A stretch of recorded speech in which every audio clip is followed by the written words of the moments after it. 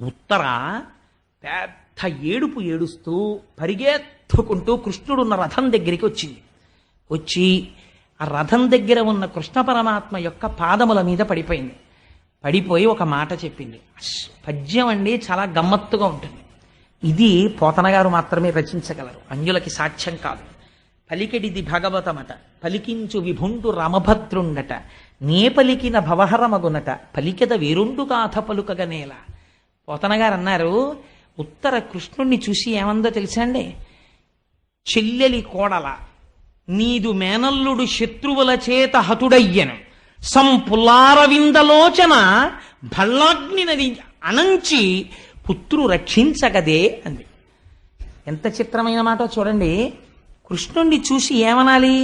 ఉత్తర గర్భంతో ఉంది అప్పటికి, అభిమన్యుడు మరణించాడు కాబట్టి ఇప్పుడు పాండవులకి వంశం లేదు కనుక కదా అశ్వత్థామ చంపేశాడు. పరిగెత్తుకుంటూ వచ్చినటువంటి ఉత్తరంది, నాకు ఏదో తెలియడం లేదు కానీ ఒక దివ్యమైనటువంటి తేజస్సు ఒకటి వచ్చేసింది, ఒక ఇనప బాణం ఏదో వచ్చేస్తోంది. అది చిత్రం ఏమిటంటే బయటికి కనపట్టలేదు, అది నా కడుపులోకి ప్రవేశించేస్తోంది. అమ్మని కాబట్టి నాకు తెలుస్తోంది, లోపల ఉన్నటువంటి పిండము మీద పగపట్టింది. పగపట్టి ఆ పిండాన్ని చెనకేస్తోంది, ఆ పిండమును చంపడానికి వెళ్ళిపోతోంది ఆ బాణం. ఇప్పుడు ఆ పిండము కాని పోయిందంటే నేను తల్లిని, ఆ పిండము చచ్చిపోవడం నేను ఇష్టపట్టలేదు. బయటికి వచ్చిన ఉప పాండవుల కోసం ద్రౌపది ఇచ్చింది, లోపలున్న పిండం పోతోందని ఉత్తర ఏడుస్తోంది. ఇప్పుడు ఆ పిండమును తరుముతోంది ఒక బాణం, అదేమిటో నాకు తెలియదు. కృష్ణ నువ్వు రక్షించు అన్నారు.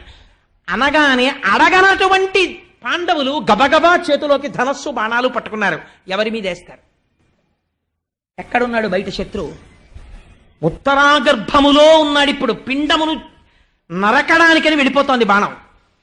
ఇప్పుడు కృష్ణుడు చూశాడు. ఏమని అడిగిందండి కృష్ణుణ్ణి?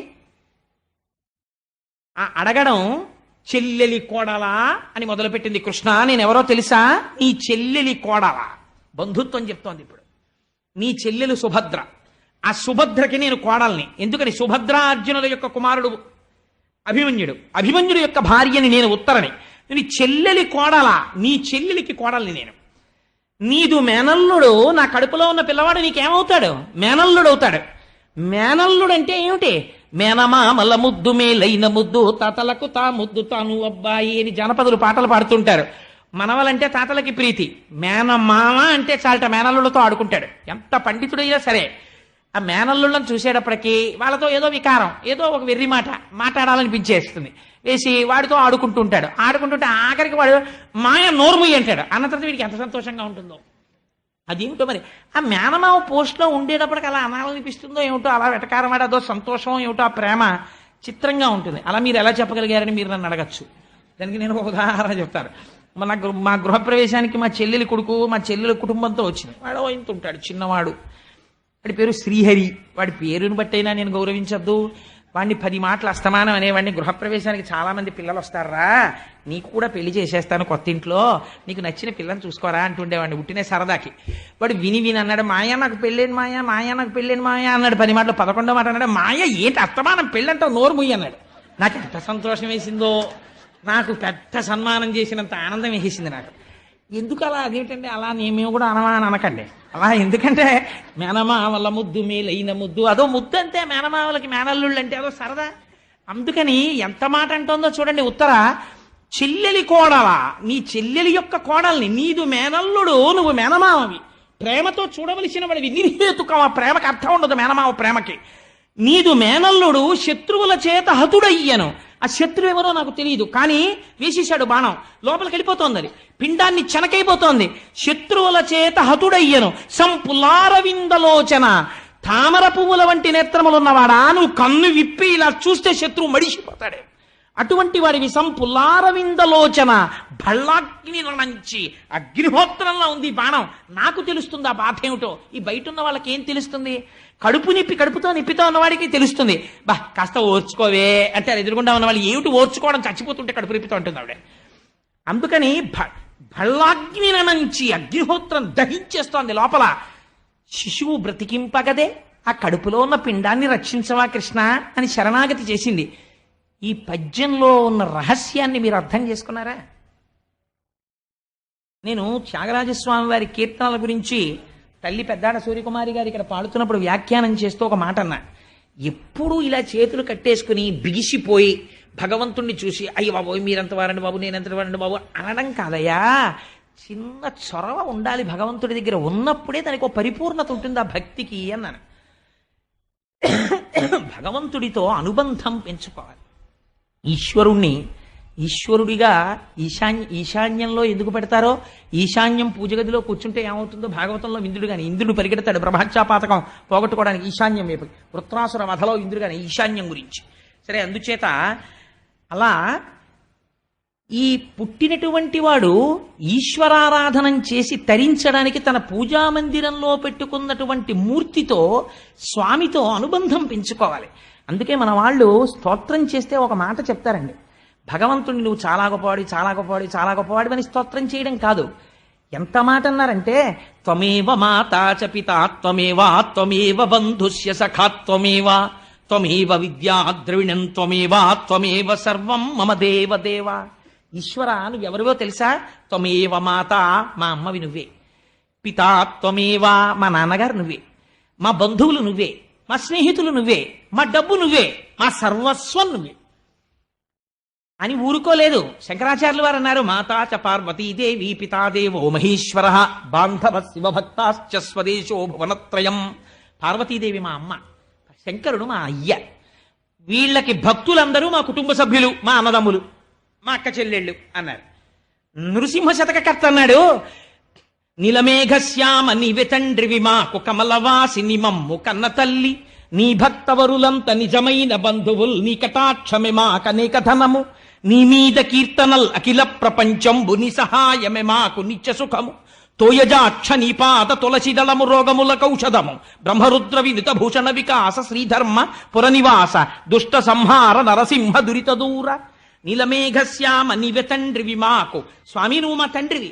కమలవాసిని మమ్ము కన్న తల్లి, పద్మములో కూర్చున్నటువంటి పద్మావతీదేవి మా అమ్మ. ఈ అనుబంధం ఉండాలి భగవంతుడితోటి. మాకు భయం ఏమిటంటే మా నాన్నగారు ఉన్నారు, మా అమ్మ ఉంది, నాకు భయం ఏమిటంటే అనగలగాలి. నారదుడు అన్నాడు నిన్నటి రోజున అలాగా అరణ్యంలోకి వెళ్ళి, నాకు భయం ఏమిటంటే ఇక్కడ మా అమ్మ నాన్నగారు ఉన్నారు కదండి లక్ష్మీనారాయణులు అన్నాడు కాబట్టి రక్షింపబడ్డాడు. నీకు ఆ పూనిక ఉండాలి. పూనిక ఎప్పుడు? విశ్వాసమునకు భక్తి అని పేరు. లేని రోజున ఎంత రొట్ట వేస్తే ఉపయోగం ఏమిటి? ఆ పూనిక ఉన్నదా? ఉన్నది. ఏమిటి గుర్తు? ఈ అనుబంధంతో ఇంతమంది గాంధీవం ఉన్నటువంటి అర్జునుడు ఉన్నాడు. చేత గదవి ధరించి తిప్పితే అగ్నిహోత్రాన్ని పుట్టించగలిగిన భీమసేనుడు ఉన్నాడు. నకుల సహదేవులు ఉన్నారు. అజాత శత్రువైన ధర్మరాజు ఉన్నాడు. 5గురు మామగారులు అక్కడ నిలబడి ఉన్నారు. 5గురి మామగారుల కాళ్ళు పట్టుకోలేదు. నీ వాళ్ళు నిన్నేం రక్షిస్తారు?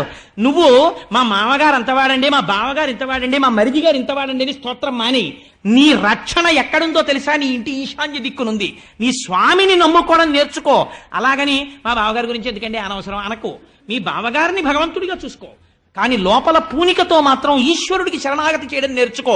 వాడు నీకు రక్షకుడు, అన్యులు రక్షకులు కారు. అందుకని ఆవిడ పాండవుల్ని ప్రార్థన చేయలేదు, కృష్ణుడిని ప్రార్థన చేసింది.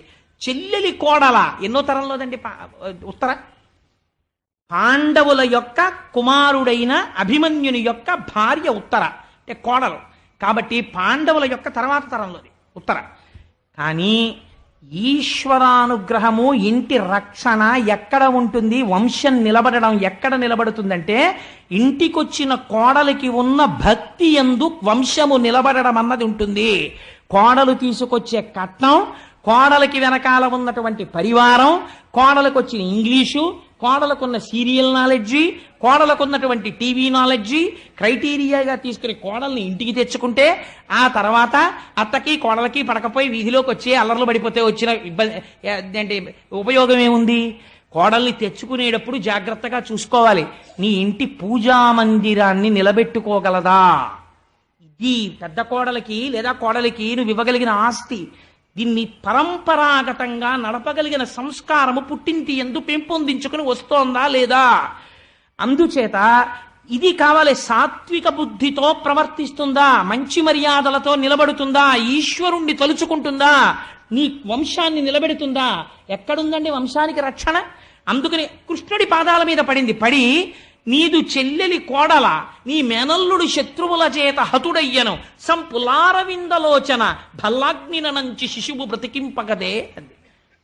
పోతన గారు అన్నారు, ఎంత ఆశ్చర్యం జరిగిందో తెలుసా ఆ రోజున అన్నారు. సకల ప్రాణి హృదంతరాళమున భస్వజ్యోతి అయ్యుండు ఈశ్వరుడు అచ్యుతుడు చిక్కలుండు అచ్యుతుడై ఎడన్ చక్రహస్తకుడై వైష్ణవమాయ గప్పి విరటజా గర్భంబున కురు సంతానార్థి అయి అడ్డమై ప్రకట స్ఫూర్తి ననంచ ద్రోణ తనయ బ్రహ్మాస్త్రమున్లీలతో. ఎంత గొప్ప పద్యం వేశారో చూడండి. ఆయన అన్నారు, సకల ప్రాణి హృదంతరాళమున భస్వజ్యోతి అయ్యుండు సూక్ష్మకలుండు అచ్యుతుడై ఎడన్. అచ్యుతుడన్నారు. అచ్యుతుడంటే ఏ పరిస్థితులలో ఏ కాలములో కూడా తన యొక్క స్థానము నుండి భ్రంశమును పొందనివాడు. అటువంటి వాడు ఆయన ఎక్కడుంటాడు? సకల ప్రాణి హృదంతరాళముల భస్వజ్యోతి అయ్యుండు. భా అన్నది కాంతి, జ్ఞానం.